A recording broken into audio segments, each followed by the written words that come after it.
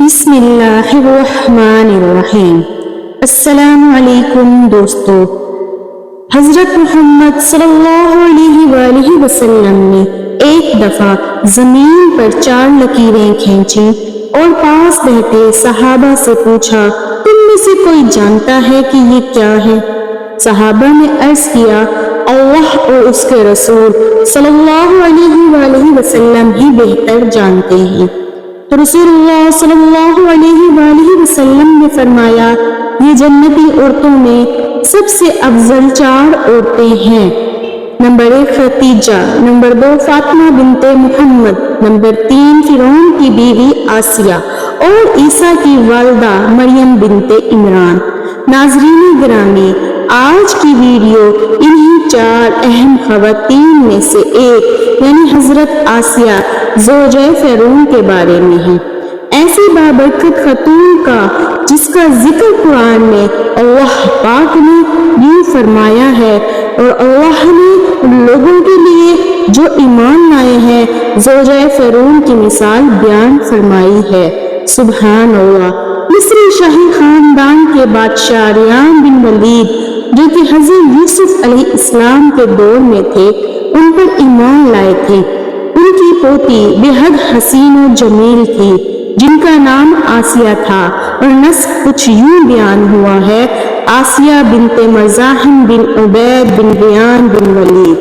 جب رمیز شاہ مصر بنا تو اس نے تخت سنبھالتے ہی لوگوں کو عیش و عشرت میں ڈھال دیا۔ اس نے یہ فرمان جاری کیا کہ آج سے سارے اسرائیل کتوں کے غلام ہیں۔ چنانچہ اسرائیلی غلاموں کی لسٹیں بنا کر ہر ایک کے گھر میں ان کو نوکر رکھ دیا گیا۔ فرعون مصر لڑکیوں کا بہت شوقین تھا۔ اس کے تخت شاہی پر بیٹھتے ہی اسرائیلیوں نے اپنی لڑکیوں کے گھروں سے باہر نکلنے پر پابندی عائد کر دی۔ فرعون نے حضرت آسیہ سلام کے حسن کے چرچے سن رکھے تھے۔ ایک دن فرعون نے حضرت آسیہ کے سارے خاندان کو دعوت پر مدعو کیا اور وہی ان پر ان کے والد سے حضرت آسیہ کا رشتہ مانگ لیا۔ حضرت آسیہ کے والد نے انکار کیا تو اس نے دھمکی دی کہ تمہارے سمیت تمہارے سارے خاندان کو اس محل سے باہر نہ جانے دیا جائے گا، سب یہیں پر قتل کر دیے جائیں گے اور تمہاری اولادیں بھی اسرائیلیوں کی طرح غلام بنا لی جائیں گی۔ یعنی بادشاہ کے زور پر حضرت آسیہ اور فرعون مصر کی شادی ہو گئی۔ حضرت آسیہ تو شادی سے پہلے ہی فرعون کے ظلم و ستم کی داستانیں سن چکی تھیں اور دل میں فرعون کے لیے نفرت بھر چکی تھی، لیکن اس شادی میں اللہ پاک کی رضا شامل تھی، کیونکہ اللہ کے پیغمبر حضرت موسیٰ علیہ السلام کو فرعون کے محل میں حضرت آسیہ کے پاس ہی پرورش پانی تھی۔ حضرت آسیہ چونکہ حضرت یوسف کی شریعت پر عمل پیرا تھی اور ایک خدا کو ماننے والی تھی، شادی کی پہلی ہی رات جب فرعون کمرے میں داخل ہوا تو دیکھا اس کی بیوی آسیہ اللہ کی عبادت میں کھڑی ہے۔ سبحان اللہ۔ ناظرین، یہاں یہ بات بتاتے چلے کہ حضرت آسیہ سے شادی کرنے تک فرعون نے خدائی دعویٰ نہ کیا تھا۔ چونکہ فرعون حضرت آسیہ کی محبت میں گرفتار تھا تو وہ پہلی ہی رات سے حضرت آسیہ کے ناز و نخرے برداشت کرنے لگا۔ اس نے حضرت آسیہ کی عبادت میں مداخلت نہ کی اور انتظار کرتے کرتے سو گیا۔ اس طرح اللہ پاک نے حضرت آسیہ کو فرعون کی صحبت سے محفوظ رکھا اور وہ پر قادر نہ ہوا۔ بعض روایات تو اس طرح ملتی ہیں کہ جب بھی فرعون حضرت آسیہ کی خلوت گاہ میں داخل ہوتا تو حضرت جبرائیل فرعون اور حضرت آسیہ کے درمیان پردہ حائل فرما دیتے، جس سے وہ ساری رات پر سکون سویا رہتا۔ کچھ کتابوں میں لکھا ہے اللہ نے فرعون کو نامرد کر دیا، جس کی وجہ سے وہ حضرت آسیہ سے صحبت ہی نہ کر سکا۔ ان سب کے باوجود فرعون اپنی بیوی حضرت آسیہ سے بے پناہ محبت کرتا تھا۔ بعض روایات میں فرعون کی ایک بیٹی کا ذکر بھی ملتا ہے۔ آپ کو یہ بتاتے چلے کہ وہ لڑکی انہوں نے کسی سے لے کر پالی تھی۔ فرعون کا حضرت آسیہ سے پیار ہی تھا کہ جب حضرت موسیٰ علیہ السلام ایک صندوق میں ملے تو حضرت آسیہ کے کہنے پر اس نے حضرت موسیٰ علیہ السلام کو اپنے گھر میں رکھ لیا۔ حضرت آسیہ کی چونکا کوئی اولاد ہی نہ تھی، اس لیے آپ نے حضرت موسیٰ علیہ السلام کو اپنا بیٹا بنا لیا اور فرعون سے کہنے لگی، یہ بچہ میری اور تیری آنکھوں کی ٹھنڈک ہے، اسے قتل نہ کر۔ جیسے جیسے حضرت موسیٰ علیہ السلام پرورش پاتے رہے تو حضرت آسیہ آپ کے معجزات دیکھ دیکھ کر حیران ہوتی رہی اور دل میں یہ جان لیا کہ یہ بچہ کوئی عام نہیں ہے۔ ان کی توقعات کے عین مطابق جب حضرت موسیٰ علیہ السلام نے نبوت کا اعلان فرمایا تو حضرت آسیہ ان پر ایمان لے آئیں، لیکن اپنا ایمان لانا محل والوں سے چھپا کر رکھا۔ ان کا ایمان لانے کا واقعہ کچھ اس طرح ہے کہ ایک دن فرعون کے دربار میں ایک باندی کو لایا گیا کہ حضرت موسیٰ پر ایمان لے آئی ہے۔ فرعون نے اس باندی کے تینوں بچوں کو اس کے سامنے ابلتے ہوئے تیل میں ڈالنے کا حکم دیا اور ساتھ ہی اس باندی سے کہا، اب بھی وقت ہے، مجھے اپنا خدا بنا لے۔ لیکن وہ باندی کا ایمان بہت پختہ تھا۔ خیر اس باندی کے سامنے اس عورت کے تینوں بچوں نے ابلتے تیل میں جان دے دی۔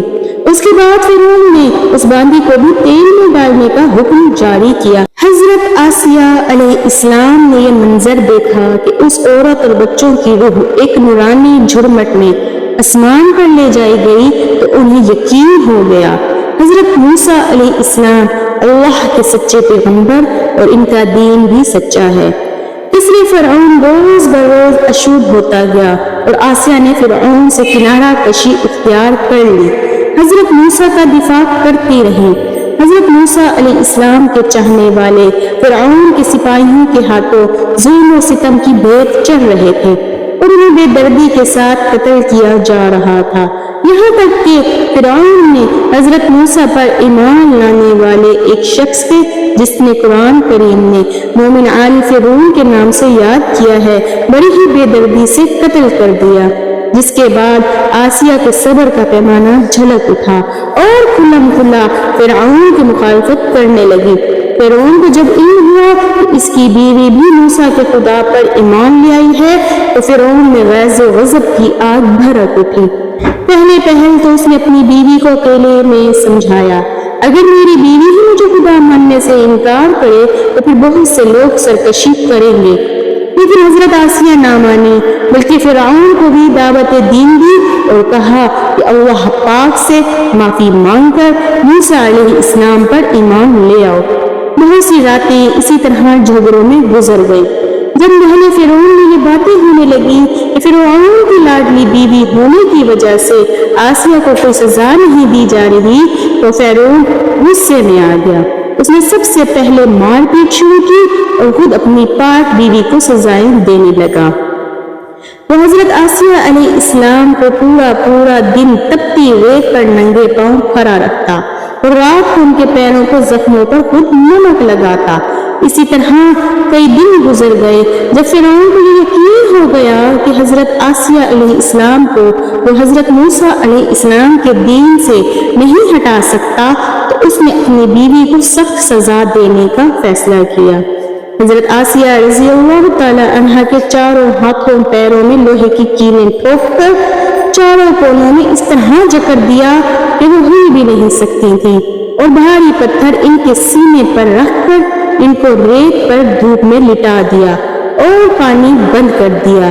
پھر بھی حضرت آسیہ علیہ السلام اللہ پر عزم و استقلال کے ساتھ اپنے ایمان پر قائم رہی، ان مصائب کے باوجود اپنے ایمان پر مضبوط رہی۔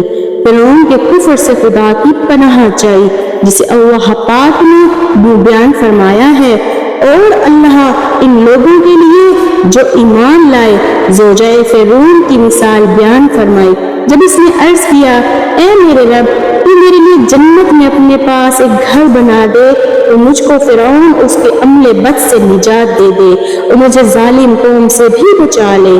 ایک روایت تو یہ ہے فرعون نے حضرت آسیہ کی کھال اتروا دی اور پھر چٹان کو گرا دیا۔ اللہ اکبر۔ لیکن زیادہ تر مفسرین روایت کرتے ہیں جب حضرت آسیہ ہاتھ پاؤں میں کینے ٹھوک کر باندھا گیا تو ان کی روح پرواز کر گئی۔ آپ کا مزار پر انوار مصر میں ہی قائم ہے۔ ناظرین، حضرت آسیہ کا اپنے ایمان پر قائم رہنا آج کے تمام مسلمانوں کے لیے مشعل راہ ہے، خاص طور پر خواتین کے لیے یہ درس ہے کہ عورت کے اندر بھی اتنی طاقت موجود ہوتی ہے کہ وہ ہر طرح کے ظلم و ستم کے پہاڑ بن سکتی ہے۔